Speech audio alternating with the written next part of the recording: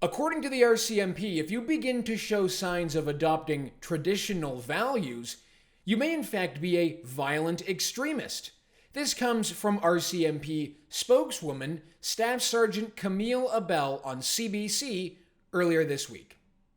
Well, radicalization in general quite often will show by people isolating themselves and changing their behavior, like changing what they're saying on a subject, like becoming more extremist. And if someone you know was very believed in equal gender rights, but all of a sudden are leaning towards like traditional values, and that might be a sign that they're becoming more extremist. This interview was in relation to a series of arrests made by the RCMP early last week, where 4 Quebec men are charged with allegedly trying to take over a small part of Quebec City.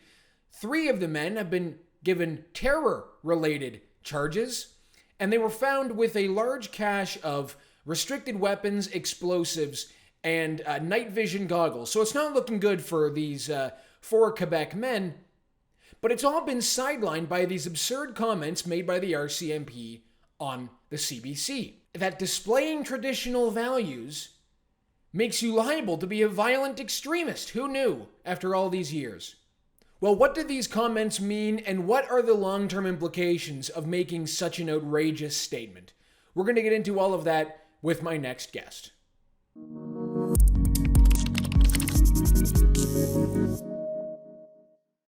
All right, I'm pleased to be joined now by Phillip Millar, a defense lawyer, former assistant Crown attorney, and a former infantry officer in the CAF. Phillip, thank you so much for joining me. My pleasure, Harrison.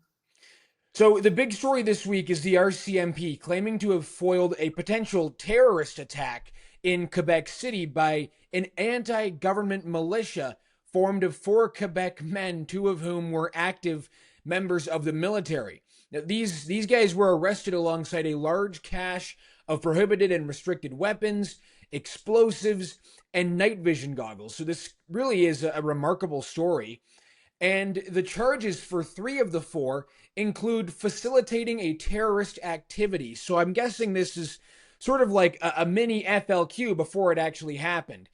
From your perspective as a defense lawyer, I want to get your initial thoughts on this case from that legal perspective. What do you think of the charges?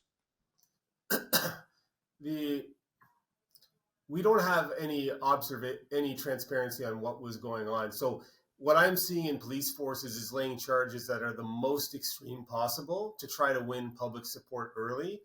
I'm seeing that charges by police forces are being facilitated to support social policy plans. And so to use the term terrorism is the most extreme term you could use. I haven't heard anything that sounded like terrorism. I heard that other than they plan to, they were training, maybe that portion that they plan to seize a small portion of Quebec to create their own society. It sounds more like a Michigan militia or a sedition, right? Or treason. Terrorism is like, we're going to bomb City Hall, take all of the records. You know what I mean? Like, I didn't see that, but like the weapons charges are disturbing. The magazines are going to be a big problem under Canadian law.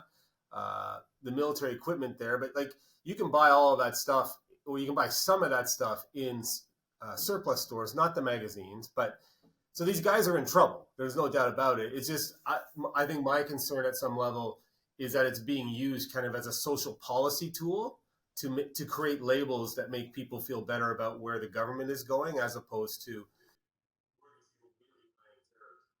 Right, because it's hard to kind of figure out the leap when reading the story from this anti-government militia who were caught training, doing military exercises, and using social media to then make the leap that there was a terrorist attack that they foiled. And so it's been kind of interesting to try to read how they got there. But obviously, what has made this story even bigger, at least I think on social media, has been the reaction from the RCMP, specifically the RCMP spokeswoman, who told CBC earlier this week, when asked about the sort of the early indicators of violent extremism popping up in society.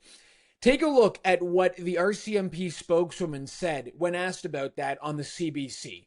What the public can do in order to be vigilant, or what they can do to help in trying to ensure that there is safety and security on that front.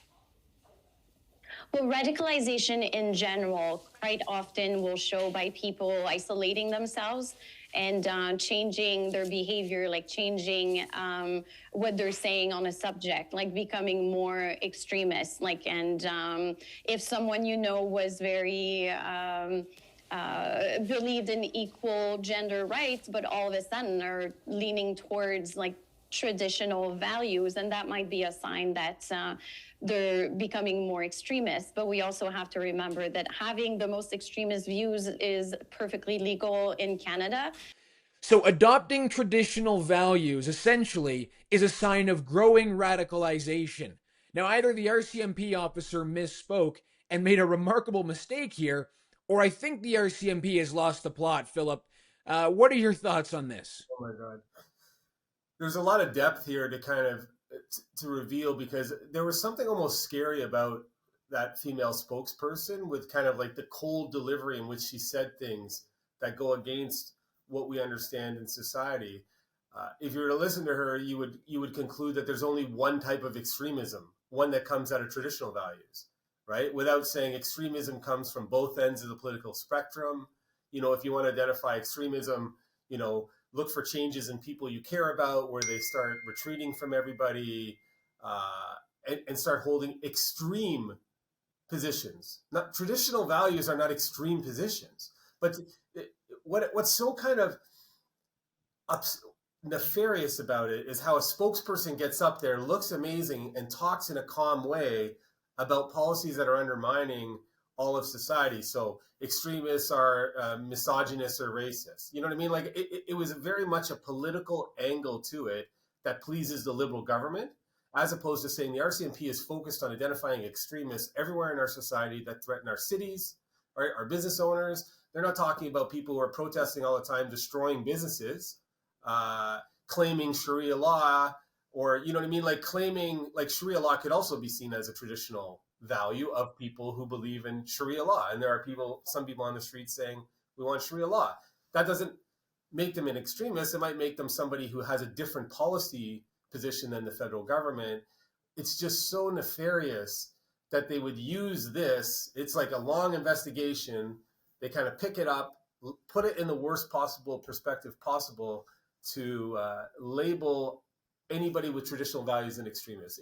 That person should be fired today. There should be an apology to anybody who has traditional values. Essentially, what is she saying? That if you once believed that sex change operations were good at 9 years old, and you read some information and changed your mind, and now believe that they're not appropriate, that's a sign of being extremist? To me, it's a sign of being a logical, rational person. But that's not what they would have you to believe. And in the end, they're trying to make, whenever they can, they're trying to make the military look like a center of toxic masculinity that's speaking to other things, and it's destroying the military because they cannot get the right people in there. Morale is so down. It's unfortunate that people in the military appear to be taking prohibited weapon systems and putting them somewhere. There's no excuse for for some of the laws these guys broke, but it just shows you how far the government will go to label somebody in a way that's politically expedient to them. Right, and you know, when you listen to that full CBC interview, it's about 8 minutes in length. There are, you know, maybe one or two questions directly relating to the case. The rest of it quickly expanded into a discussion about violent extremism and how you can detect the extremism. And I think the most nefarious part about what she said was that it wasn't even that ambiguous, because she qualified it by talking about traditional, like, gender roles, and that's how she qualified it. So again, that's probably half the population of Canada, if not more than half of the population of Canada, who have, you know, this idea that, you know, maybe transgender ideology has gone a little too far, or we shouldn't tolerate some of the most outrageous things we're seeing out of our universities and these organizations. That makes you an extremist. I suppose that makes me an extremist then, and I wouldn't consider myself one. And so, yeah, I can see how this impacts morale. But talk to me more about that in particular, because we've heard it a lot. In 2022, there was a report about violent extremism and racism in the military. Morale has only dropped considerably since then. But what do you think this does long term to the military? We have to have context. The military is a large organization, right? There's about 100,000 people in total in the CAF across all spectrums. Whenever you have a sample size of 100,000, you're going to have people who are psychotic, criminal, and on the sides, right? What I've seen from the federal government is that they cherry pick an incident in the military to use it to make the military look like it's a center of toxic masculinity, as opposed to look at another organization of 100,000 people, and the military's numbers aren't different in terms of sexual assaults, in terms of extremists. The danger with the military is that the people in it have access to lethality, right? And every military has always had a section within it that's on the fringes. And so every US, British, Canadian, Australian, Ukrainian, any military has that area that has to be kind of controlled by good leadership. But it's not good leadership just to broad brush the whole military as a historic center of toxic masculinity. It's better to say, look, there are a couple problem children here. We're going to deal with them, but we need to focus on the mission, being a warrior culture that can close with and destroy the enemy, and advertise your forces as that, not as a barista, blue-haired, you know what I mean, force that has great benefits. Like, we're not going to be able to do the mission when the time comes if we keep allowing the Liberal government to broad brush the military as a center of evil until it has absolute gender DEI numbers that are perfect with society. The reality is not many people want to go through a bush full of black flies, live out there for 3 weeks on crappy rations, freezing, and do missions that are hard. How do you get those people in your military? It's not by making it a social engineering project. And you can see that it's happened in the RCMP. The way that spokesperson spoke, it kind of reminded me of some of the stuff that was coming out of Democratic administrations in the States when the FBI was being used as a political tool to kind of undermine the opposition through care. Essentially what she said is anybody who's a conservative is an extremist, right? And that's where it's nefarious, because there's an overlying political angle to what's coming out of a federal organization to insinuate that conservatives are extremists. And so therefore you need to vote liberals. There was a time in the military, some serving members sent it to me, where the Military Investigation Service deemed anybody who is serving in the CAF to be an extremist if they have a social media post with a "Make Canada Great Again" hat on. Like, so believing that you want to make Canada great again makes you an extremist. Like, but we're not dealing with on the left, all these other types of extremists. But imagine what that does to people who want to make Canada great again. You're now labeled an extremist. It's a factor of compelled speech. And what we're seeing in today's society are these government agents standing up and telling us what we can think, what we can say, to the detriment of our society. What good is it for the country to have a military that is stripped of its war-fighting mentality and that is entirely ideologically aligned with one like left-wing political ideology? I mean, what possible benefit could there be to do what they're doing right now within the military? I just can't see it.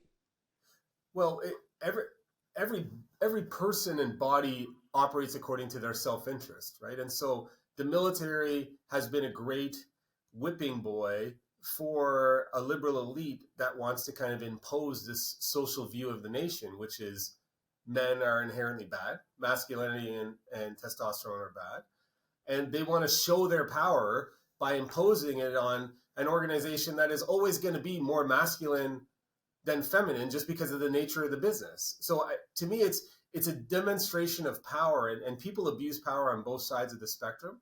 And so they want to show who's the boss. If you look what happened in the military the last 5 years, I've represented many senior officers who have been targeted. you essentially wiped out the top 4 warrior generals in 3 to 4 years. And now we have a female chief of defense staff who was never slated to be it, was behind all of them. She was in charge of a department called, she was chief of protocol and professional standards, sounding like a Politburo kind of position, where she was reporting to the Liberal government on the behavior of warrior generals. But it takes 30 years to make a general, costs probably $40 million to get that kind of capability to lead militaries in battle. And we saw, like, China could not have done a better job of decapitating Canada's operational capability than what the Liberal government does. Because now the Army is focused on rainbow badges, DEI photo ops. All of the senior officers have been cowed into silence. They cannot question anything if they want to survive or get promoted. We're not seeing a lot of courage from that element. So it's not good for the country to have a bunch of soft soldiers, sailors, and Air Force personnel, but it's good for the political ambitions of the people in power. And that's why I think they're doing a big disservice to Canada by undermining our ability to defend it. When you watch that CBC interview with the RCMP officer, it's one of those things where, the CBC is supposed to, stand up for the interests of the country. That's really part of their mandate, right? Is to report on issues and to represent the country. But in this interview and in others regarding stories like this, regarding, the bad apples potentially in the military, or maybe, as we've found out, some people who have since been cleared of allegations in the military, the mainstream media never actually stands up and defends the military as an institution, don't they? They never really say, well, this isn't representative of the entire military. They always try to dig in and say that this is a deeper institutionalized problem. Why do you think that is? Yeah, that's why I love your program. You ask good intellectual questions, right? Like, because the answers are they're not just black and white, right? There's a creep that's happened. I've written about it on my Substack, about how we've promoted compliance and obedience in institutions and organizations and corporations. If you stick your neck out and say, hey, do we really need to do land acknowledgements twice a day for the rest of our life? You just get fired, right? So everybody has learned that you can't ask questions, even if they're well-intentioned. The CBC has developed into an implementational arm of the Liberal government. It just has. Like, I used to love the CBC. Some of my short stories were on there. I thought it was a great source of information 20 years ago. Today, it is selective journalism, because we can go to any organization, the Palestinian protesters, the Black Lives Matter protesters, any organization in town, some of the people who are in the city centers promoting free drugs for everybody. Like, there's extremist views in there. But the power is in the selection of the story. Right. And that's actually why I think it's really affecting society, is the CBC can select the story, frame it in the questions, put on another government organization, the RCMP, who then that sergeant knows that she gets promoted to the top of the RCMP by playing the Liberal playbook. Right. If she just does great policing, she's not going to get promoted. So now everybody in our society knows that if the government or a board of directors has the power to promote you, you have to say what you're told to say. And say it with vigor. And it's undermining society. The CBC journalists seem calm, and it's like they're like, hey, can you tell us a little bit about this danger? And to the uninformed viewer sitting at home, a lot of the baby boomers who voted for the Liberals, they think it's a bigger issue than it really is. And that suits the CBC, the RCMP, and the Liberal government fine. It will be a logical step, I think, when you look at this story, to conclude that when you make comments about how traditional values are extremist, and when you play this angle up so much, that will actually increase genuine extremism, because people are going to say, okay, the government is working against my interests and the media is helping them do this. It's going to lead people who are already on the fringes to actually become not traditional values extremists, but genuine extremists. So this doesn't help the country at all, right? This is only going to fuel more people to think that there's something broken here. Yeah, and like, I like the phrase. I think it's Hemlin's law: don't attribute to malice what can otherwise be attributed to incompetence. but it's more than just incompetence.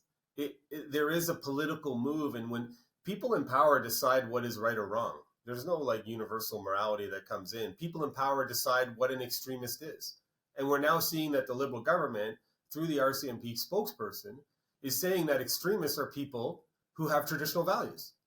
Like, so what it does make people more concerned, right? But because if the government in power is labeling people extremists for having traditional values, that's moving away from half the population. I don't know where it goes from here. We have to find a solution. This is why I wish Pierre showed a little more courage in his campaign to go on Joe Rogan and do some stuff so he could have won rather than throw the election. But I don't know what's going to happen for Canada, because I don't see somebody who's prepared to step up and start speaking truth to power. You know, traditional values, you would think that combat lethality would be this old school traditional value, not something that is celebrated in the modern times. And how about, you know, good, strong policing? That kind of feels like a traditional value as well. It's strange because I would imagine that more than half of the RCMP rank and file are conservatives who hold traditional values. And definitely, I would say the same thing with the military. And so, you know, is it not potentially true that actually there are specific wings within these organizations, the public affairs wings of the military and the police, that are the problem, that is the problem here, and the rest of these the majority of these organizations are simply just like what you think they are? Is it not true that probably these are just small political wings of these organizations that really seem to have a lot of the power?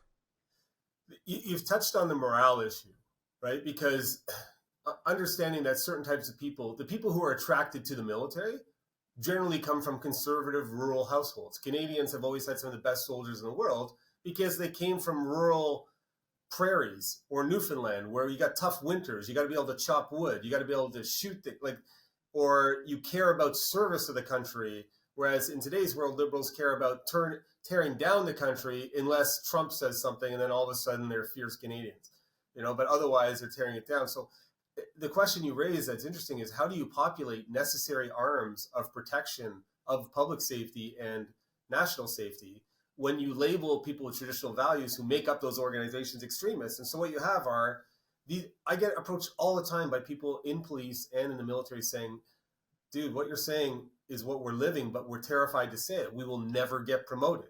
Like, there'll be like 30% of our training budget is on DEI classrooms with people who have no idea what we have to do. Like, I found the military to be very, very fair. Like, it was a merit-based organization, right? Where it did, you know, some of the best people in the military were from different cultures and genders than me, because it was about merit, not about pleasing a political master to have a great photo op. And it is destroying the morale. But what's happening too is the good people who can actually lead in chaotic times aren't getting promoted, and the people who are amplifying the message that they want, they get promoted, even though they're not the ones who can lead, who actually care about the people, right? But they just know that if you say the message, you'll get promoted. They're horrible leaders, totally self-interested, but the government has the ability to determine promotions through its systems, and it is deconstruction. It takes a while to build a great institution, and we're getting close to collapse of the military and the RCMP because, as you said, the ground pounders who do the work are not in sync with the leaders who are just trying to please the government. Well, it's not good, especially at a time when the government is about to pump billions of extra dollars into the military.